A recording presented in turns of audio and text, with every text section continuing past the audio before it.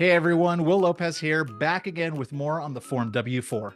In this video, we're focusing on the W-4 worksheets. There are only two of them, but they're very important to the individuals who need to complete them. We'll cover both in this video so you can understand who should use them and why. Let's dive right in.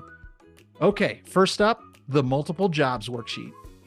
If you choose option B in line 2, you will need to use the Multiple Jobs Worksheet. According to the IRS, the worksheet is less accurate than the tax estimator, but it does provide the maximum amount of privacy if that's important to you. Let's go through it line by line. Line 1. Line 1 is for anyone who has two jobs or is filing jointly with a spouse who also works. Using the tables on page 4 of the form, find the wages or salary for the higher paying job in the column on the left, and cross-reference it with the amount of wages or salary from the lower paying job in the columns moving left to right. At the intersection of these two amounts is the figure you will enter on line 1. Just make sure you're using the correct table. Taxpayers who are married filing jointly or qualifying surviving spouse use the table at the top. Single and married filing separate use the table in the middle. Head of household uses the table at the bottom. Okay, line 2. Line 2 is for anyone who has 3 total jobs on their own or with a spouse.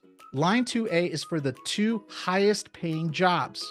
Again, find the wages or salary for the highest paying job in the column on the left and the wages or salary for the second highest across the top in the correct table on page 4. The figure at the intersection of those two figures will go on line 2A. For line 2B, the wages and salaries for the 2 highest paying jobs need to be added together and found in the column on the left.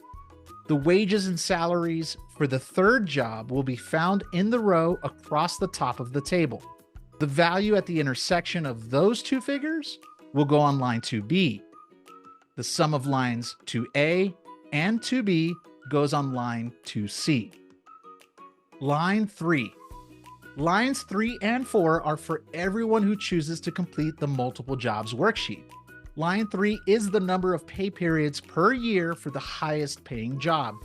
For example, if that job pays weekly, then 52 goes on line 3. But if the job pays semi-monthly, then 24 should be entered.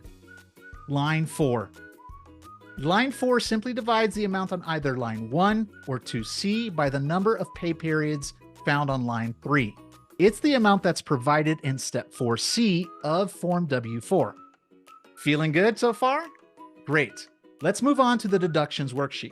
The Deductions Worksheet is for anyone who plans to itemize deductions. Since the implementation of the Tax Cuts and Jobs Act in 2017, far more people have taken the standard deduction.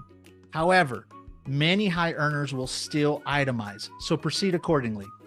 For 2024, if you believe the itemized deductions will exceed $14,600 if you're single or married filing separate, $29,200 if you're married filing jointly, or $21,900 if you're the head of household, you should consider filling out the Deductions Worksheet.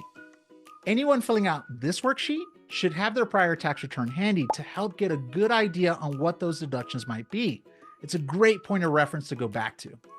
All right, that's it for this video on the W-4 worksheets. Go through it as many times if you need to get things done right. I'm Will Lopez. Thanks for watching.